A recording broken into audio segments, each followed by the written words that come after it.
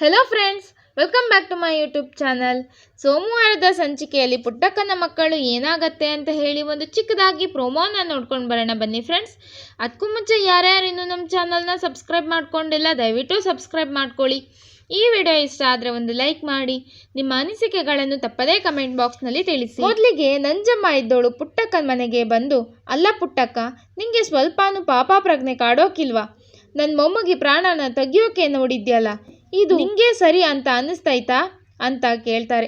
ಆಗ ಪುಟ್ಟಕ್ಕಂಗೆ ಗಾಬರಿ ಆಗತ್ತೆ. ನಂಜಮ್ಮ, ಯೋನ್ ಹೇಳ್ತಿದೀಯಾ? ನಾನು ಏನು ತಪ್ಪನ್ನ ಮಾಡಿಲ್ಲ ಅಂತ ಹೇಳ್ತಾರೆ. ಆಗ ನಂಜಮ್ಮ, ನೀನು ಮಾಡಿರೋ ತಪ್ಪನ್ನ ನಿಂಗೆ ಅರ್ಥ ಮಾಡಿಸ್ತೀನಿ ಇರು ಅಂತ ಹೇಳಿ ರಾಧಂಗೆ ಫೋನ್ ಮಾಡ್ತಾರೆ. ಮತ್ತು ಲೌಡ್ ಸ್ಪೀಕರ್ ಆನ್ ಮಾಡ್ತಾಳೆ. ರಾಧಾ ಫೋನ್ ರಿಸೀವ್ ಮಾಡಿದ ತಕ್ಷಣ, ನಂಜಮ್ಮೋರೇ ಹೇಳಿ ಏನು ವಿಷಯ ಅಂತ ಕೇಳ್ತಾರೆ. ಆಗ ನಂಜಮ್ಮ ಇದ್ದೋಳು, ರಾಧಾ, ನೀನು ಮನೆಯಲ್ಲೇ ಇದ್ದರೆ ಬಂಗಾರಮ್ಮಂಗೆ ಒಸಿ ಮೊಬೈಲ್ ಕೊಡು, ಪುಟ್ಟಕ್ಕ ಮಾತಾಡಬೇಕಂತೆ ಅಂತ ಹೇಳ್ತಾಳೆ. ಆಗ ರಾಧಾ ಬಂಗಾರಮ್ಮನ ಹತ್ರ ಹೋಗಿ, ಅತ್ತೆ, ಪುಟ್ಟಕ್ಕ ನಿಮ್ಮ ಹತ್ರ ಮಾತಾಡಬೇಕಂತೆ ಅಂತ ಹೇಳ್ತಾಳೆ. ಆಗ ಸಿಂಗಾರಮ್ಮವರು, ಮಾತಾಡೋಕ್ಕೆ ಏನು ತಾನೇ ಉಳ್ದೈತಂತೆ? ನನ್ನ ಮೊಮ್ಮಗೆ ಆಸ್ಪತ್ರೆಯಲ್ಲೈತೆ.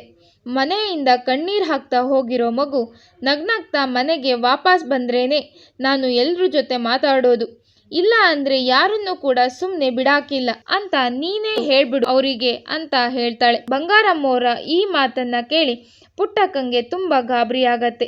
ಅದೇ ಗಾಬರಿಯಲ್ಲಿ ಗರ ಬಡ್ದೋರ್ ಥರ ನಿಂತಿರ್ತಾಳೆ. ಆದರೆ ನಂಜಮ್ಮ ಮಾತ್ರ ನಗ್ತಾ ಇರ್ತಾಳೆ. ಈ ಕಡೆ ರಾಧಂಗೂ ಮತ್ತು ಸಿಂಗಾರಮ್ಮಂಗೂ ಇಬ್ಬರಿಗೂ ಮನಸ್ಸಲ್ಲಿ ಖುಷಿ ಆಗ್ತಾ ಇರತ್ತೆ. ಇದು ಸೋಮವಾರದ ಒಂದು ಚಿಕ್ಕ ಪ್ರೋಮೋ.